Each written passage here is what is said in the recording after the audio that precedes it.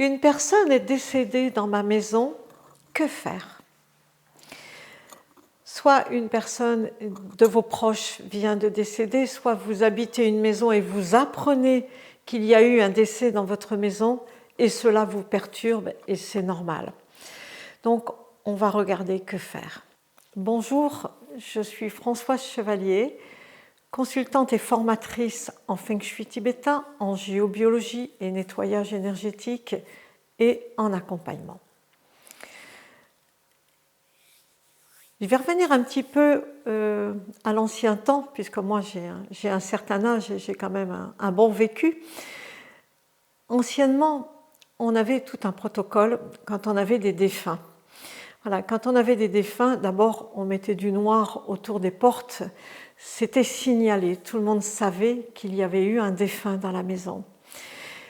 On avait quand même le protocole, on disait des messes, on faisait des sacrements, on accompagnait nos défunts pendant au moins 3 jours avant de les enterrer. En Asie, on les accompagne pendant 7 jours. En Asie, on a un petit hôtel pour les défunts, pour nos chers disparus. Et tous les jours, les Asiatiques font des offrandes à tous leurs chers disparus, à leurs défunts, partant du principe que s'ils les accompagnent dans la lumière, s'ils les aident à s'élever dans les plans subtils, eux-mêmes, donc leurs chers disparus, viendront aussi les aider dans leur vie de tous les jours et viendront aussi les accompagner. Chez nous, on faisait plutôt dire des messes. On faisait, la religion catholique faisait dire des messes. Donc, on avait des actions pour aider nos chers disparus à trouver la voie de l'élévation et à changer de plan et à ne pas rester dans le lieu où ils sont décédés. Alors, on a des moyens de savoir si on a une âme défunte dans la maison ou pas. Ce n'est pas parce que quelqu'un est décédé qu'il est toujours là. S'il est toujours là, on va le savoir, il y a des manifestations. D'abord, je dirais la première chose, le premier effet qu'on peut voir, ce sont des réveils nocturnes. Des réveils nocturnes, souvent avec les yeux grands ouverts, comme si c'était en plein jour. Les enfants sont de très très bons tests. Les enfants souvent font des cauchemars, ils voient, ils vous décrivent. Souvent on ne les écoute pas, on ne les entend pas, on ne veut pas les entendre. Mais eux nous disent, les petits jusqu'à 10 ans, carrément ils font des cauchemars, mais ils vous décrivent en disant j'ai vu un monsieur, j'ai vu une dame, j'ai vu ci, j'ai vu ça. Ils vous le disent. Aussi, on le sent, souvent la maison est assez lourde, il y a des bruits. La maison fait des bruits, ce n'est pas que les poutres qui craquent, ce n'est pas que ça. Il y a des manifestations de bruit, il y a des lampes qui s'allument. J'ai eu quelqu'un que je connaissais qui travaillait dans un magasin, ils étaient 3 à travailler dedans, et les lampes de la réserve s'allumaient tout le temps. Mais personne n'osait en parler aux autres en disant on va me prendre pour une folle.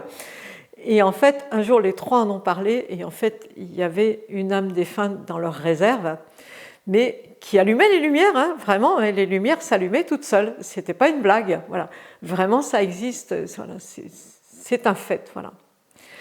Donc, si on a une âme défunte dans la maison, eh bien, on va l'aider à s'élever sur les plans supérieurs et on va l'accompagner, voilà. Si on a une personne dans la famille qui est décédée, on va d'abord regarder si vraiment elle est aussi dans la lumière. Voilà, si elle n'est pas dans la lumière, on va regarder si on ne la retient pas. Quelquefois, on retient nos chers disparus parce que, ne serait-ce que quelquefois, on ne le dit pas, mais on est en colère parce que l'autre est parti et on s'est senti abandonné, on s'est senti trahi et on a besoin pour le libérer, de libérer cet état émotionnel qu'on a sur soi. Et là, ça vaudrait le coup de faire une lettre de colère, juste une petite lettre sur laquelle on écrit son désarroi, sa colère, sa peine, on lâche parce que on n'accepte pas que l'autre soit parti prématurément. C'est quelque part, tu n'avais pas le droit, de me laisser. Il fallait, je t'ai pas donné l'autorisation, c'est parce qu'on n'avait pas prévu ça ensemble. Et du coup, on le retient, notre cher disparu, et on ne le laisse pas partir. Donc tout ça, ça va être important à faire. Et je dirais, pour apprendre à accompagner les défunts, je vous suggérerais bien de venir apprendre à venir en formation. C'est le meilleur moyen d'apprendre, parce que voilà, je peux vous le faire comme ça, mais si vous en avez peur, ça reviendra. Enfin, il y aura d'autres phénomènes qui reviendront. Le mieux, c'est vraiment de bien venir apprendre. Voilà. Et si tous vos défunts sont bien dans la lumière, une fois que tout est bien réglé, que tout est tranquille, prenez un petit coin dans votre maison, si vous voulez, pour vos chers disparus, où vous mettez la photo, où vous faites brûler une petite bougie, vous avez des pensées pour eux. Voilà, vous voyez, moi je me rappelle, ma grand-mère, quand j'étais petite, elle avait un coin dans son salon où il y avait les photos des anciens. Ils mettaient même une cloche dessus, enfin une cloche en verre dessus. Il y avait un endroit, je pense, et puis après on a perdu cette habitude, et c'est bien, je trouve c'est bien d'avoir un endroit dans la maison où on honore nos chers disparus. Mais bon, voilà. Mais si vous vous trouvez avec des manifestations dans la maison, si vous sentez qu'il y a des choses qui ne vont pas, voilà, demandez ou venez apprendre, c'est encore mieux. Au moins vous saurez le faire pour toute la vie, et plus jamais vous n'aurez peur de ça. Donc si vous voulez, voilà, questionner pour une formation, vous avez juste en dessous, vous avez les liens pour prendre un rendez-vous. Donc n'hésitez pas, faites-le, venez vous former au Feng Shui humain. Voilà.